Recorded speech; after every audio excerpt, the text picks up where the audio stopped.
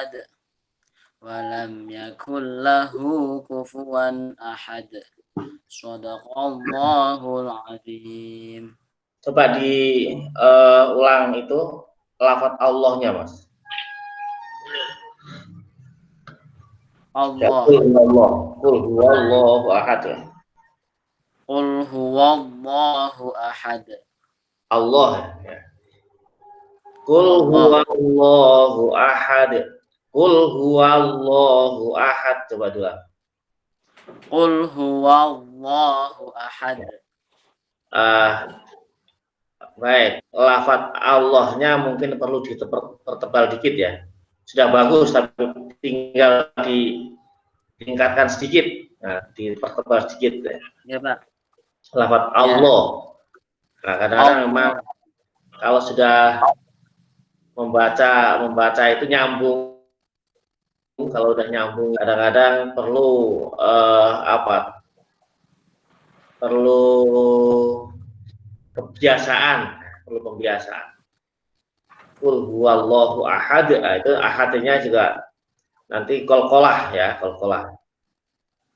Coba kalau yang belum pernah baca siapa ya? Bu Yaya, silakan Bu Yaya. Coba Bu Yaya dibaca.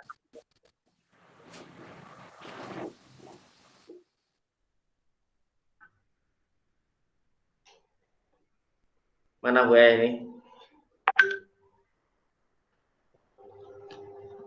Nggak ada suaranya. Atau Bu Uswah. Bu Uswah, silakan Bu Uswah coba.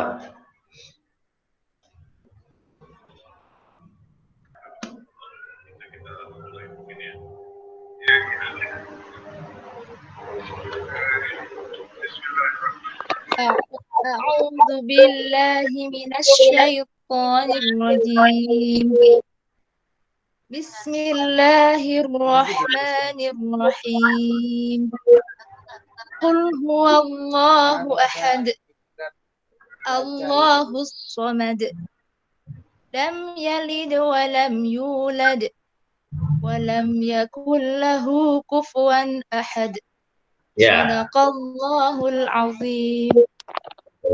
Terima kasih Mas Farhan dan Bu Uswah. Jadi Bapak Ibu saudara sekalian, Bismillahirrahmanirrahim. Qul huwallahu ahad. Ya, Qul huwallahu ahad. Ini surat Al-Ikhlas. Kita sampai surat Al-Ikhlas. Ini pelan-pelan. Memang ayatnya kalau di sini ayatuha, nah ini angka 4 ini. Jadi kadang-kadang tulisan angka 4 dalam huruf Arab itu mirip angka 3, mirip. Padahal kalau angka 4 kan kayak kalau angka 3 itu biasanya naik ke melihat ke atas itu. Ya, cangkangnya itu melihat ke atas. Itu angka 3. Nah, 2 cangkang lihat ke atas itu. Nah, di angka 4 mirip, cuman cangkangnya 1 terus bengkok begitu nih, kayak seperti yang sekarang ini. Ya. Ayatuha arba'ah. Suratul Ikhlas. Nah, ini surat Al-Ikhlas Makiyatun. Ini surat Makiyah. Kemarin apa Makiyah? Makiyah itu masih ingat? Makiyah itu Makiyah? Surat atau ayat yang turunnya sebelum Rasulullah hijrah. Itu Makiyah. Ya. Jadi namanya walaupun Makiyah, kalau di SD itu mengajarkannya Makiyah itu surat-surat yang diturunkan ketika Rasulullah di Mekah. Ya, padahal ada surat yang tidak diturunkan di Mekah, tidak diturunkan di Madinah. Misalnya di Taif. Ya, atau di tempat-tempat lain di luar Mekah, karena Mekah itu kan wilayah yang terbatas, Madinah juga wilayah terbatas. Kadang-kadang di luar Mekah atau Madinah. Nah, kenapa orang-orang dulu kok Makkiyah kemudian disebut ayat yang turun di Mekah? Ya, kira-kira karena pada saat itu Rasulullah itu memang masih menetap di Mekah. Ya, sebelum Hijriah kan beliau menetapnya di Mekah.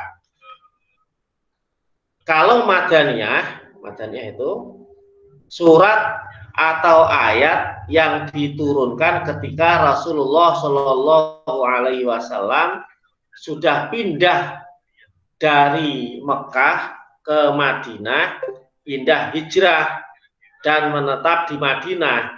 Walaupun kadang-kadang memang turunnya ayat itu juga di luar Madinah. Bahkan itu ada al yauma akmaltu lakum dinakum wa atmamtu alaikum nikmati wa raditu lakumul islam madina. Itu turunnya tidak di wilayah Madinah, tapi itu menjadi disebut Madaniyah karena Rasulullah sudah hijrah, ya, sudah hijrah. Nah, Makkiyah atau ruku'uha, ini ada tulisan ruku'uha ini yang di pinggir nih, ruku itu batasan-batasan. Seringkali ketika di Quran, terutama yang ayatnya panjang-panjang, itu biasanya ada beberapa ruku. Ruku itu batasan-batasan, pemberhentian-pemberhentian. Biasanya di dalam Al-Quran sering ditandai dengan ain. Nah, itu kalau di Al-Quran itu ada ainnya, itu ain, ruku itu ain. Ya. Kalau surat Al-Baqarah itu ketika kan ada itu surat Al-Baqarah ayat ke-7 itu ada ain 1 itu. Nah, dan seterusnya itu ruku. Ya, batasan-batasan.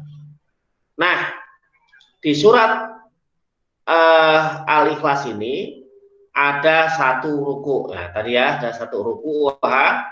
Ini 1. Bismillahirrahmanirrahim. Bapak Ibu sekalian, ini indah nih. Mengucapkan Bismillahirrahmanirrahim, membaca Bismillahirrahmanirrahim, dan memperhatikan tulisan Bismillahirrahmanirrahim nih. Jadi hampir semua surat di dalam Al-Quran itu ada basmalahnya, tulisannya. Termasuk membacanya ketika di awal surat, itu juga dianjurkan membaca basmalah. Ya, kecuali itu ada 1 surat yang justru tidak dianjurkan membaca basmalah, surat Taubat itu.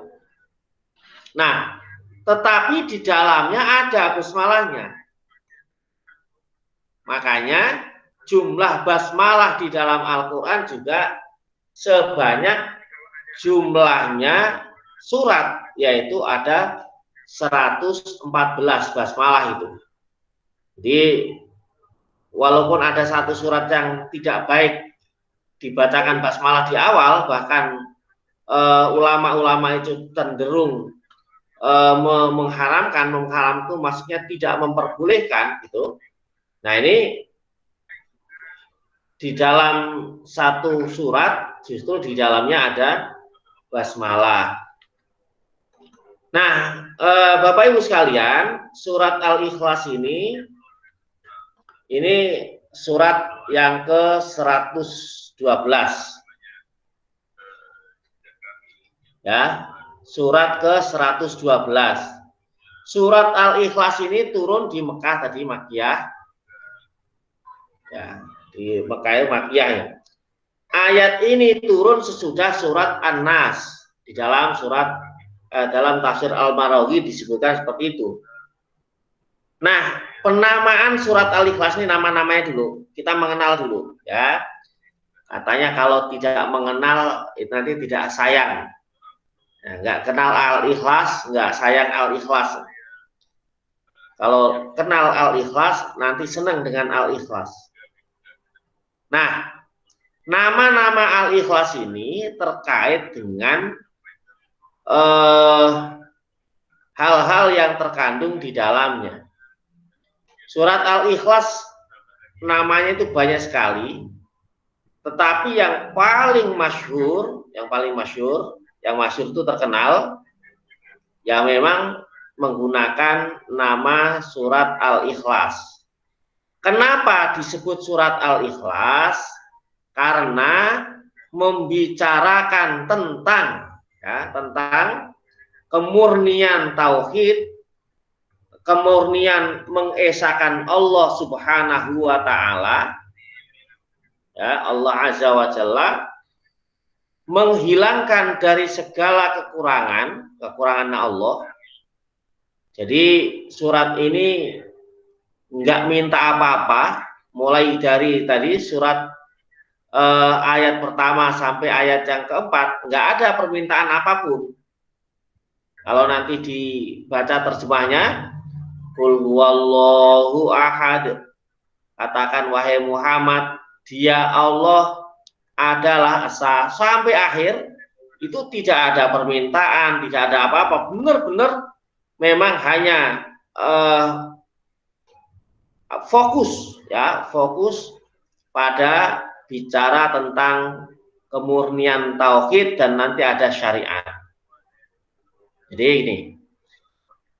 Jadi kemurnian tauhid yang dibicarakan di dalam surat Al-Ikhlas itu menghilangkan dari segala kekurangan-kekurangan Allah, menjauhkan Allah dari segala, menjauhkan orang yang membacanya, orang yang meyakininya dari segala bentuk kemusyrikan.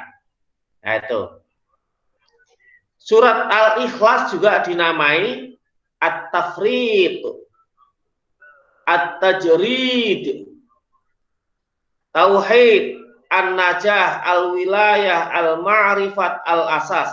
Ini hampir serupa. Al-Asas pun dasar-dasar ma'rifat, pengetahuan tentang Allah, Al-Wilayah, kuasa dan sebagainya.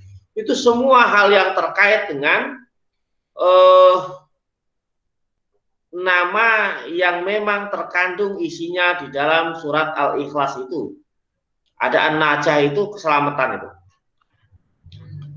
Tapi semua nama-nama tersebut memiliki makna yang serupa, yaitu mengesahkan Allah Subhanahu wa taala. Walaupun asas itu biasanya disebut sebagai dasar-dasar, tapi yang disebut dasar itu ya yang paling pondasi itu, yang paling awal itu Allah. Maksudnya begitu. Al-ma'rifatu pengetahuan yang sesuatu yang memang patut diketahui. Nah, tidak ada sesuatu yang patut diketahui kecuali hanya Allah. Jadi Allah lagi, semua itu nanti larinya ke Allah. Itu nama-nama itu semua larinya ke Allah. Jadi ada, ini saya cerita tentang surat Al-Ikhlas. Itu luar biasa memang. Pengamal, orang-orang yang mengamalkan surat Al-Ikhlas itu, membaca secara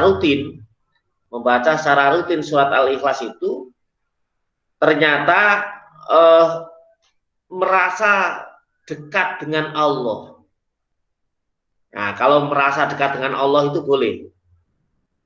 Karena biasanya orang yang merasa dekat dengan sesuatu, itu tergantungnya begini. Orang yang merasa dekat dengan penguasa biasanya juga menjadi sok kuasa gitu. Sok kuasa, kemudian kadang-kadang bertindak semaunya, sesukanya bertindaknya. Itu karena apa? Merasa dekat penguasa, merasa dekat dengan artis, Kadang-kadang sok ngartis, bukan artis ya, sok ngartis itu seolah-olah menjadi artis yang terkenal sehingga bisa apa action dan lain sebagainya, tampil dan lain sebagainya, itu orang-orang yang merasa dekat dengan artis. Nah, orang-orang yang mengamalkan surat Al-Ikhlas itu bisa dekat dengan Allah dan menjadi rasa dekat dengan Allah. Kalau ngerasa dekat dengan Allah, nanti Allahnya akan cepat segera mendekat. Ya, barang siapa yang hadir kepada Allah dengan cara berjalan, maka rahmat Allah akan menghampirinya dengan kecepatan berlari, ya, dan seterusnya.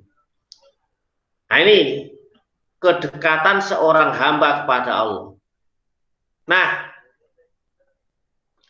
Bapak Ibu dan saudara-saudara sekalian, surat Al-Ikhlas itu memiliki kandungan berkenaan tentang akidah dan syariat Islamiyah. Akidah dan syariah Islamiyah. Jadi kandungannya itu ya tentang akidah itu hal-hal yang terkait dengan keimanan dan hal-hal yang terkait dengan syariat yang memang syariat itu kaitannya dengan Islam.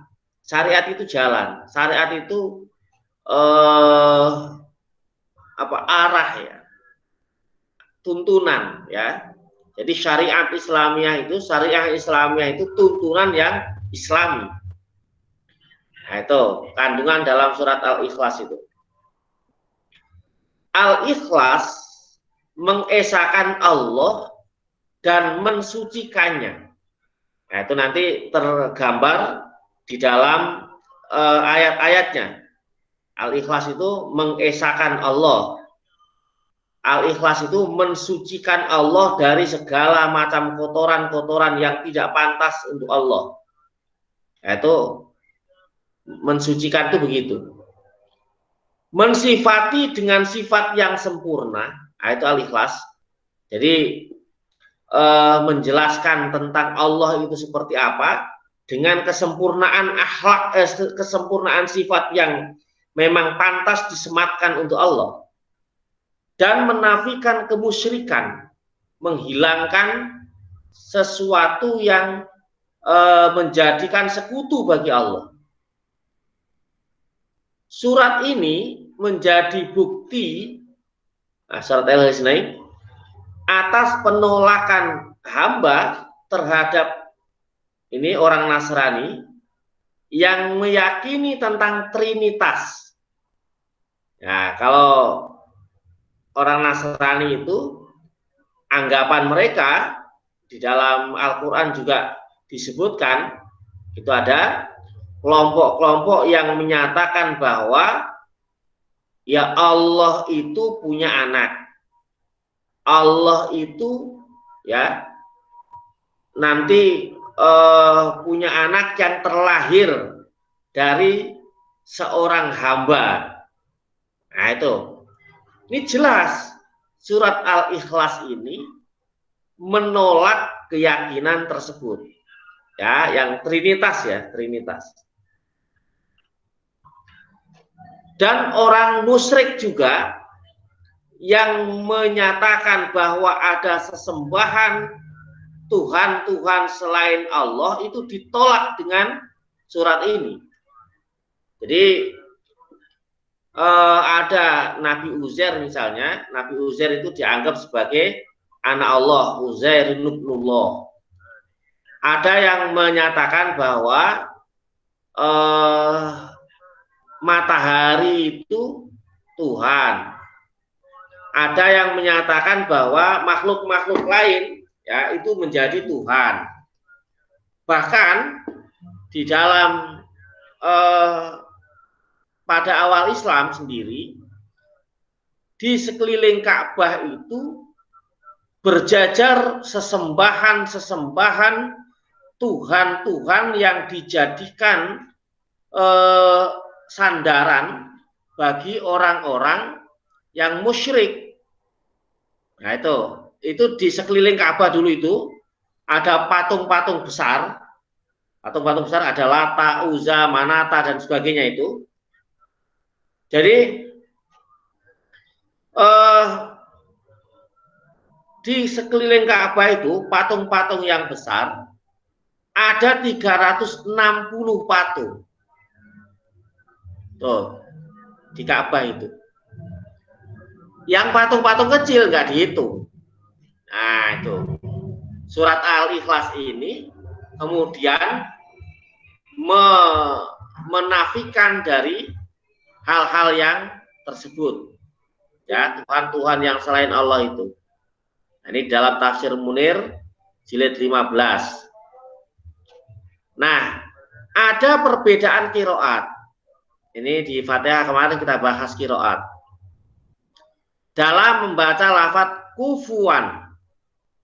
Kalau Imam Hafiz membacanya, nah itu yang sering dipakai itu kufuwan, ya, kufuwan. Nah, kalau Imam Al-Baiquni itu membacanya kufwan, gitu ya. Jadi nggak pakai wawunya itu nggak jadi kufuwan tadi Imam Hafiz, kalau ini kufwan. Nah, gitu ya. Nggak ada uhunya, kufwan. Walaupun kiroatnya berbeda, nah ini yang ditanyakan Bu Widi dulu itu pertama, kalau kiroatnya berbeda apakah memungkinkan nanti menjadi berbeda pula artinya? Enggak, ya, di dalam konteks ini, jadi walaupun berbeda kiroatnya, ya kiraatnya berbeda, itu tetap sama dalam hal arti, ya. Asbabun nuzul itu sebab-sebab turunnya ayat atau surat, itu asbabun nuzul. Kalau sebab keluarnya hadis itu namanya asbabul wurud. Ini istilah ya, istilah supaya tahu. Kalau di dalam ayat Quran, sebab turunnya, sebab Quran ini turun, ya itu namanya asbabun nuzul. Kalau hadis, kok ada hadis ini, memang latar belakang munculnya hadis ini bagaimana, itu namanya asbabul wurud. Nah itu. Nah, asbabun nuzulnya, ini kata, ini riwayat Imam Tirmidzi begini. Qala al-Imam Ahmad, haddatsana Abu Sa'id Muhammad bin Muyassar As-Saghani, haddatsana Abu Ja'far Ar-Razi, haddatsana Ar-Rabi bin Anas an Abil Aliyah an Ubay bin Ka'ab annal musyrikina qalu lin Nabi sallallahu alaihi wasallam, ya Muhammad. Nah itu ansib lana robbak dan seterusnya. Jadi begini, nah ini namanya ada sanad ya, sanad ini. Jadi kata Imam Ahmad bilang begini, saya mendapat hadis ini dari Abu Sa'id Muhammad bin Muyassar As-Saghani. Nah, Abu Sa'id ini dapat hadis dari Abu Ja'far Ar-Razi. Nah, Abu Ja'far Ar-Razi dapat hadis dari Ar-Rabi bin Anas. Dan seterusnya. Nah, sampai sahabat Ubay bin Ka'ab. Kata sahabat Ubay begini, sesungguhnya orang-orang musyrik menyampaikan pertanyaan kepada Rasulullah Shallallahu Alaihi Wasallam. Kalau itu menyampaikan sesuatu, itu pertanyaan bentuknya. Ya Muhammad.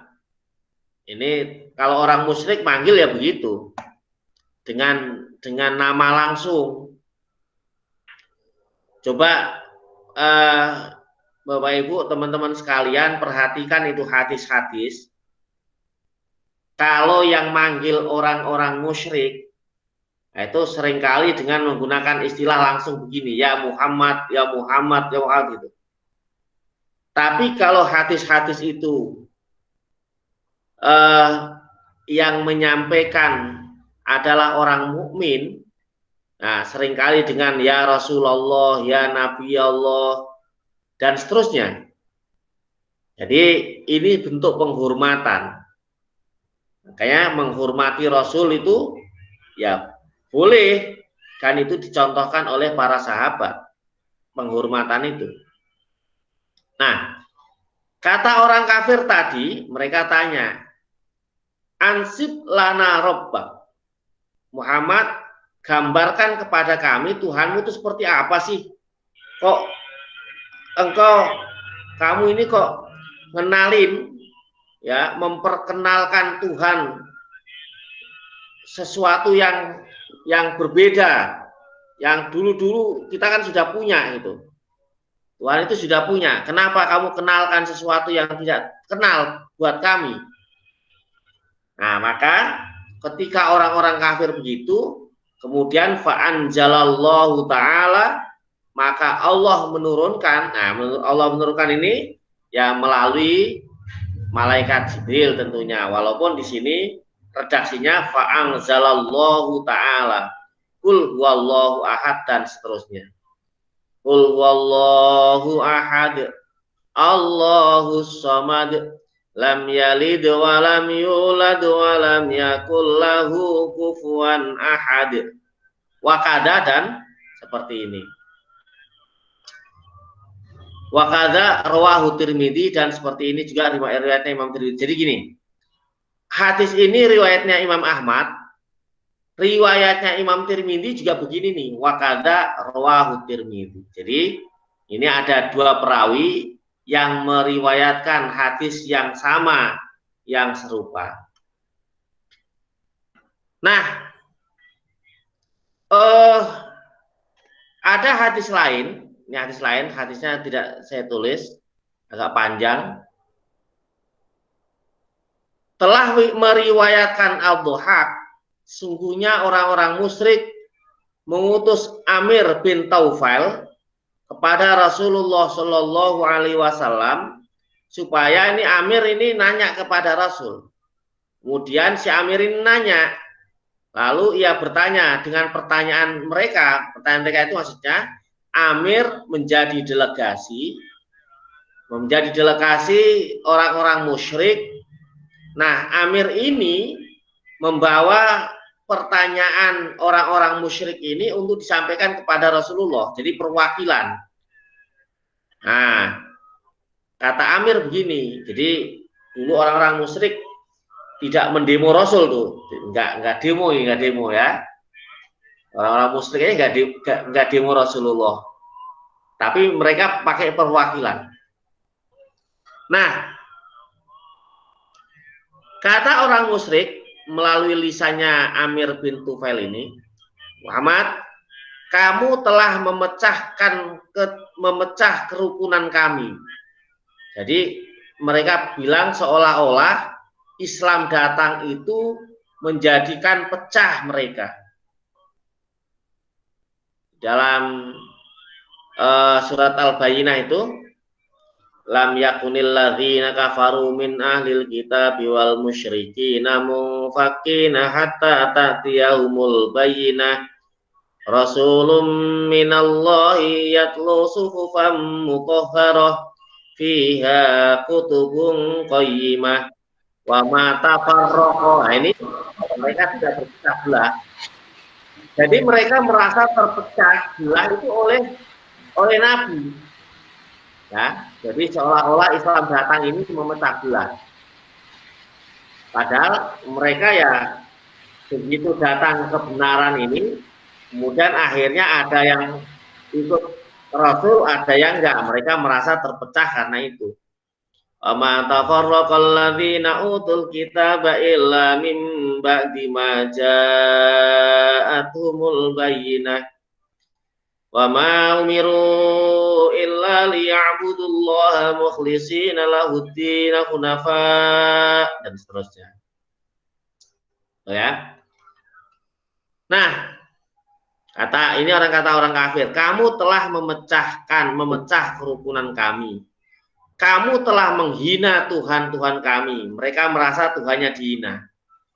Kamu telah mengganti agama bapak-bapak kami, pendahulu kami.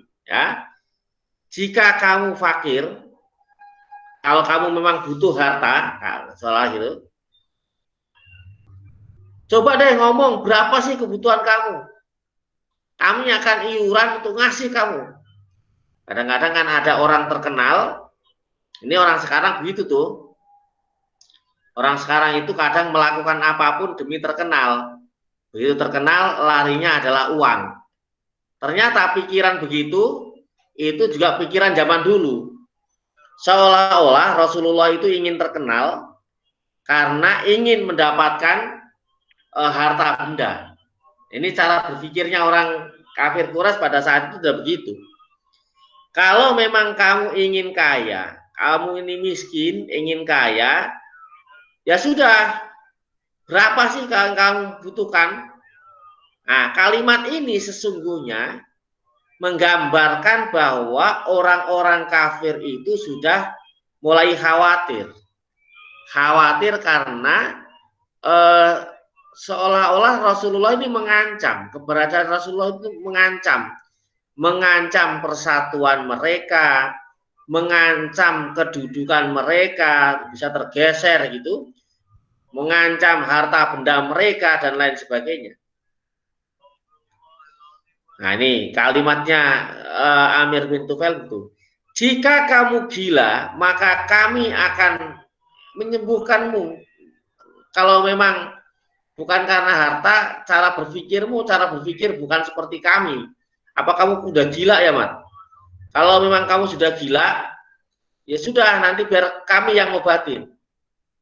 Atau jika kamu menginginkan perempuan, kami akan menikahkanmu. Kamu atau pengen nikah sama siapa sih? Udah ngomong, ntar biar kami yang ngomong. Udah, nggak usah lanjutin itu, gitu. Maka Rasulullah kemudian menjawab, aku bukanlah orang fakir, bukan orang gila, bahkan gila terhadap perempuan juga enggak. Saya ini adalah Rasulullah. Saya akan mengajak kalian dari menyembah berhala, geser supaya menyembah pada Allah. Nah, terus begitu Rasulullah jawab begitu, si Amir bin Tufail ini balik menyampaikan, orang-orang kafir Quraisy ini masih nggak percaya. Masa sih Muhammad kan selama ini nggak punya pekerjaan apa-apa, Rasulullah itu nggak punya pekerjaan apa-apa. Jadi masa muda Rasul kadang-kadang diajak dagang orang ikut gitu. Kadang-kadang ada, ya kalau orang sekarang istilahnya orang yang termasuk tidak punya pekerjaan tetap. Nggak punya pekerjaan tetap itu. Jadi nanti ada orang yang menitipkan kambing untuk dipelihara, Rasulullah memelihara itu.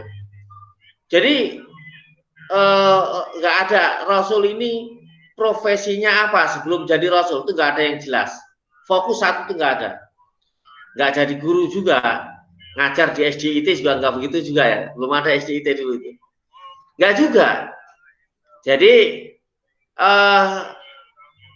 makanya karena Rasulullah dianggap tidak memiliki pekerjaan yang tetap, yang jelas, tidak memiliki sumber pendapatan yang jelas, maka Rasulullah dianggap fakir oleh mereka, ditawarin. Kalau memang kamu fakir itu butuh harta, fakir. Nanti kami yang ngasih. Jadi fakir itu, makanya fakir miskin. Kalau fakir miskin itu di dalam zakat, beda itu. Mereka dua-duanya orang yang butuh. Tapi kalau fakir itu kebutuhannya, jadi gini, kalau misalnya punya penghasilan 500.000 misalnya, kebutuhannya itu 1.200.000, itu fakir. Maksudnya apa? Kalaupun punya penghasilan, itu belum bisa menutupi separuh kebutuhan, itu termasuk fakir. Saya ulang, disebut fakir itu orang yang tidak punya penghasilan sama sekali, orang yang tidak punya harta benda sama sekali, atau orang yang punya pekerjaan tetapi penghasilannya kurang dari 50% dari kebutuhan. Ya, kurang 50% dari kebutuhan. Jadi kalau misalnya, saya ulang, kebutuhannya misalnya 1 juta misalnya, nah dia itu penghasilannya sebulan nggak nyampe 500.000, itu namanya fakir. Kalau miskin itu sama orang butuh, tapi butuhnya itu tidak cukup untuk memenuhi kebutuhan, tetapi di atas separuh. Jadi misalnya kebutuhannya 1 juta, misalnya penghasilannya 900.000, itu termasuk miskin. Penghasilannya 800.000 termasuk miskin. Sampai di atas 500.000 itu namanya tetap miskin. Nah, jadi bedanya fakir dan miskin. Ini Rasul disebut sebagai fakir. Artinya memang pada saat itu dipandang oleh orang-orang kafir ini, Rasulullah punya penghasilan sangat minim sekali. Gitu. Yang berikutnya, Rasul kan belum punya pasangan pada saat itu, belum menikah. Maka dianggap kalau memang kamu pengen nikah, perempuan mana? Udah ngomong. Nah, ternyata itu tidak semua dijawab oleh Rasulullah. Akhirnya Amir bin Tufail ini balik sama orang kafir Quraisy, nggak percaya. Coba balik lagi. Nah, ya. Tapi baliknya tidak menawarkan untuk berhenti dakwah, tetapi menawarkan tentang memang kamu ini menyembah siapa sih? Kok kekeh begitu nggak mau balik kepada kami, nggak mau melanjutkan apa yang ada dalam pikiran dan kebiasaan orang tua kita, nenek moyang kita, sebenarnya gitulah, nggak ngikut-ngikut. Nah, itu apa Tuhanmu berbentuk emas, apa Tuhanmu berbentuk perak, apa Tuhanmu berbentuk roti, karena dulu itu ada juga yang memang Tuhan itu digambarkan sebagai apa namanya, makanan gitu kan. Orang-orang Quraisy itu memang dari dulu, orang Quraisy itu pedagang dari dulu. Nah ini karena mereka berdagang itu ekspor impor, kadang-kadang pergi jauh gitu. Nah sampai supaya dekat dengan Tuhan, bawa Tuhan, tapi Tuhannya roti, kalau lapar dimakan. Ya itu, gitu juga itu. Jadi orang-orang ini nanya, memang Tuhanmu itu bentuknya seperti apa? Apakah dari emas, dari perak? Nah itu bentuk-bentuk Tuhan yang berharga. Nah ini, jadi kita malam ini ngaji sampai asbabun nuzul. Ya, nanti kita lanjut insya Allah pekan depan. Saya mau ikut gabung ngaji ini, apa namanya, tahlilan, walaupun sudah mulai. Jadi ini Pak siapa namanya, Doktor Umar Ibrahim,